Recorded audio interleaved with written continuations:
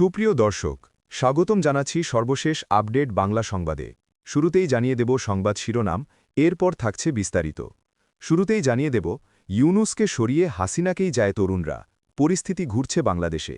বিস্তারিত থাকছে প্রতিবেদনে। আরও জানিয়ে দেব, সময় ফুরিয়ে এসেছে বেঈমান ওয়াকারের, বাংলাদেশের সেনাপ্রধান বিরোধী ঐক্য। বিস্তারিত থাকছে প্রতিবেদনে।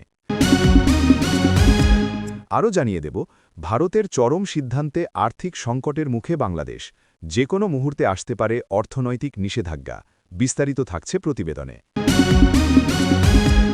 আরও জানিয়ে দেব, ইউনূসের দুঃশাসনে দেশে ১২ লাখ চাকরি হারিয়েছেন, আগামী ৬ মাসে আরও ১২ লাখ।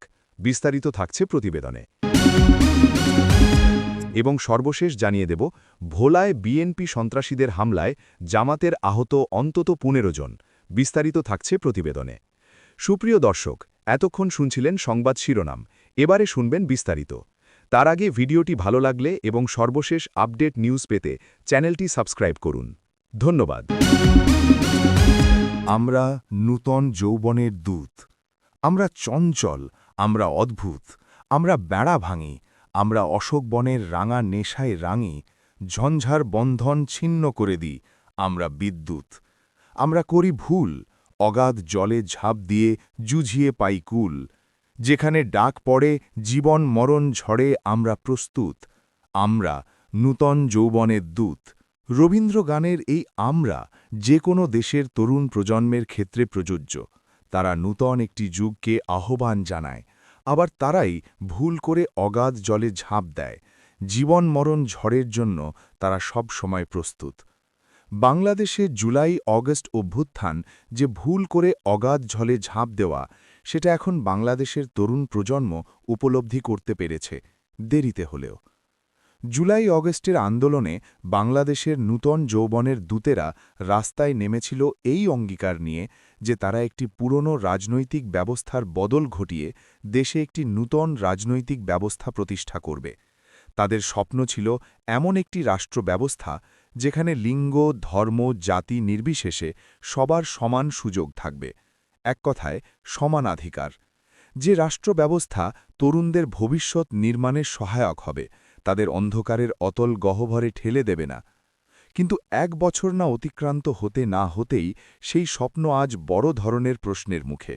সরকার বদলেছে ঠিকই, কিন্তু রাজনীতি বদলায়নি।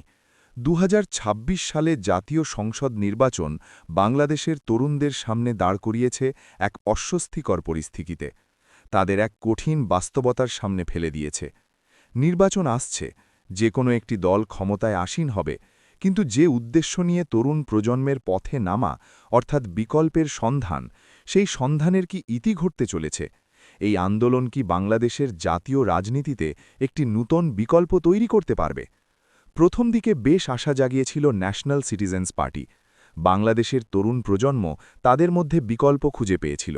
সময়ের সঙ্গে সঙ্গে ওই দলের সীমাবদ্ধতা স্পষ্ট হয়ে ওঠে। দলটি সাংগঠনিক দিক থেকে দুর্বল, তৃণমূল পর্যায়ে যোগাযোগ নেই। সবচেয়ে বড় ধাক্কা তারা যখন জামাতের সঙ্গে জোট গঠন করে ভোটে প্রতিদ্বন্দ্বিতার সিদ্ধান্ত নেয়। সামনেই রয়েছে বাংলাদেশে নির্বাচন। নির্বাচন আগে বাংলাদেশের পরিস্থিতি যে খুব ভালো সেটা কিন্তু একদম না। বিক্ষোভ, মারধরের মতো ঘটনা চলছে। ১২ই ফেব্রুয়ারির পর যারা ক্ষমতায় আসবে, তারা যদি এখনই সেনাকে প্রতিদ্বন্দ্বিতা বা বিপরীতপক্ষ ভেবে নেয়, তাহলে ভুল কিছু হবে না একদমই। বাংলাদেশ সেনাকে যদি বেঈমান বলা হয়, তাহলে কিন্তু খুব কিছু ভুল বলা হবে না। কিন্তু বাংলাদেশের সেনার চরিত্রই হল, রাষ্ট্রের তরফ থেকে সেনার জন্য কিছু করা হলে তারা সেই অবদান একেবারে ভুলে যায়, সেই পরে গিয়ে আবার রাষ্ট্রের বিরুদ্ধে কথা বলে। ৫ই অগস্টের পর হয়তো অন্তর্বর্তী সরকার এসেছে, কিন্তু দেশ সামলাচ্ছে সেনাবাহিনী। এবার আসি বিএনপির কথায়। তারেক রহমান দেশে ফিরেছেন। ১৭ বছর পর দেশে ফিরেছেন তারেক। তারেক ফেরায় নেতাকর্মীরা যে চাতক পাখির মতো বসেছিলেন, সেটা এখন আর বসে নেই। অক্সিজেন পেয়েছেন নেতাকর্মীরা। আবার আওয়ামী লীগও এখন বিএনপির সঙ্গে হাত মিলিয়েছে। যারা একটা সময় একে অপরের বিপক্ষে, তারাই এখন পক্ষে। আওয়ামী লীগের তরফ থেকে বলা হয়েছিল, যদি বিএনপি ক্ষমতায় আসে তাহলে যেন তারা একটা সুষ্ঠু নির্বাচন করায়। কথার কথা, যদি বিএনপি ক্ষমতায় আসে তাহলে যে সেনার সঙ্গে ভালো সম্পর্ক হবে, সেটা কিন্তু একদমই ভুল ধারণা। আশঙ্কা, যদি আবারও আওয়ামী লীগ ক্ষমতায় আসে তাহলে আবারও সংস্কার ফিরতে পারে। কারণ মুইন ওয়াকারকে সেনাপ্রধানের পদে কে নিয়োগ করেছিলেন তা নিশ্চয়ই সকলেরই জানা। শেখ হাসিনা নিয়োগ করেছিলেন। তিনি আবার হাসিনার কাছের আত্মীয়। তিনি কল্পনা করতে পারেননি তার সঙ্গে মুইন ওয়াকার বিশ্বাসঘাতকতা করতে পারেন। প্রথম দিকে জেনারেল ইউনুস ক্ষমতায় আসার পর সেনাপ্রধানের সঙ্গে সম্পর্ক বেশ ভালো ছিল। পরবর্তীতে সেই সম্পর্ক একেবারেই পাল্টে যায়। সামনের নির্বাচন যাতে ভালোভাবে হয় সেটা বাহিনীকেই নিশ্চিত করতে হবে। ইতিমধ্যেই বাংলাদেশে অনেক পরিবর্তন হয়েছে। সেনাবাহিনীতেও হয়েছে পরিবর্তন। শীর্ষ পদে এমন কয়েকজন বয়েছেন তারা ইউনুসের খুব কাছের। কেন নিয়োগ করা হলো এই নিয়ে প্রশ্ন উঠছে। মনে করা হচ্ছে ইউনুসের কথাতে ভোটের দিন তারা কাজ করতে পারে। এখন দেখার 12ই ফেব্রুয়ারি সেনাবাহিনী কোন পথে এগোয়, কারণ ভোট নিয়ে কেউ নিশ্চিন্ত নয়। সংকটের বাংলাদেশে আরও এক ভয়াবহ সংকটের খানা নামতে চলেছে। দেশটিকে বলা হতো the garment factory of the world. সেই দেশ আগামী দিনে বড় ধরনের বিপদের মধ্যে পড়তে চলেছে। ভারত থেকে যাওয়া সুতোর ওপর বড় ধরনের শুল্ক ছাড় দিয়ে থাকে বাংলাদেশ, আর সেই ছাড় তাদের বিপদ ডেকে এনেছে। দাবি করা হচ্ছে এই ছাড়ের জন্য স্থানীয় সুতো কারখানাগুলি বিরাট সমস্যার মধ্যে পড়ে গিয়েছে। শুল্ক ছাড় বন্ধের দাবি আগামী 1 ফেব্রুয়ারি থেকে দেশ জুড়ে স্পিনিং ইউনিট বন্ধ রাখার হুঁশিয়ারি দিয়েছে টেক্সটাইল মিলের মালিকরা। মিল মালিকদের দাবি বিনা শুল্কে সস্তায় বিদেশি, ভারতীয় এবং চীনা সুতো আমদানি করা হচ্ছে। ফলে জামা প্যান্ট তৈরির কোম্পানিগুলি সেইগুলিতে কিনছে। স্থানীয় স্পিনিং মিলের বানানো সুতো কেউ কিনছে না। মারাত্মক আর্থিক ক্ষতির মুখে তারা পড়েছে। বাংলাদেশের টেক্সটাইল মিলের মালিকেরা এখন সরকারের দ্বারস্থ হয়েছে। গুদামে পড়ে রয়েছে 12,000 কোটি টাকার সুতো। সেগুলি নষ্ট হওয়ার পথে। এর জন্য সরকারের নীতিকে দায়ী করা হয়েছে। নিয়ম অনুযায়ী যারা বাংলাদেশ থেকে বিদেশে কাপড় এক্সপোর্ট করে তারা বিদেশ থেকে কাঁচামাল আনলে তাদের কোনো কর দিতে হয় না, যাকে বলা হয় ডিউটি ফ্রি ইম্পোর্ট। বাংলাদেশের বস্ত্র মালিকেরা দেখলে দেশের সুতোর দাম বেশি, অথচ গুণগত মান মোটেই তেমন নয়। কিন্তু ভারত থেকে সুতো আমদানি করলে সেটা দামেও কম পড়ছে, গুণগত মান বেশ ভালো। তারা দেশের সুতোর মিল থেকে সুতো না কিনে ভারত থেকে সুতো কেনার সিদ্ধান্ত নেয়, আর তাতে মহা সমস্যায় পড়ে যান তদারকি সরকার প্রধান। এদিকে অন্তর্বর্তী সরকারের গত 16 মাসের শাসনামলে দেশের কর্মসংস্থান ও অর্থনীতিতে এক ভয়াবহ চিত্র ফুটে উঠেছে। সরকারের কঠোর সংকোচনমূলক মুদ্রানীতির প্রভাবে ইতিমধ্যে 12 লাখ মানুষ তাদের চাকরি হারিয়েছেন।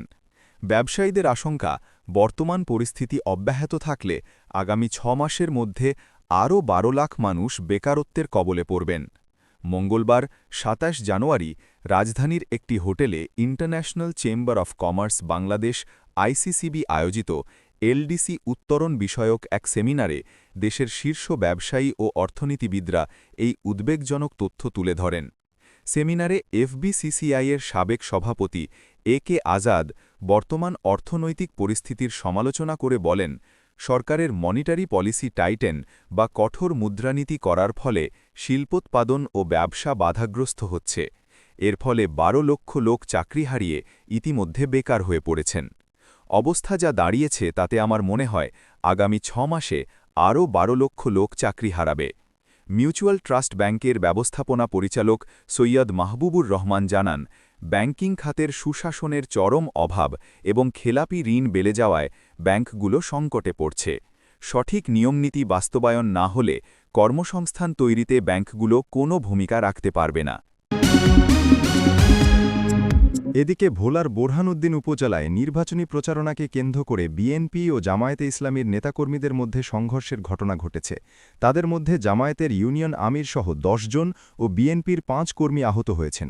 শনিবার 30 ডিসেম্বর সকাল 8:30টার দিকে বোরহানউদ্দিন উপজেলার টবগী ইউনিয়নের 7 নম্বর ওয়ার্ডের মুলাইপত্তন গ্রামের চৌকিদার বাড়িতে এ ঘটনা ঘটে।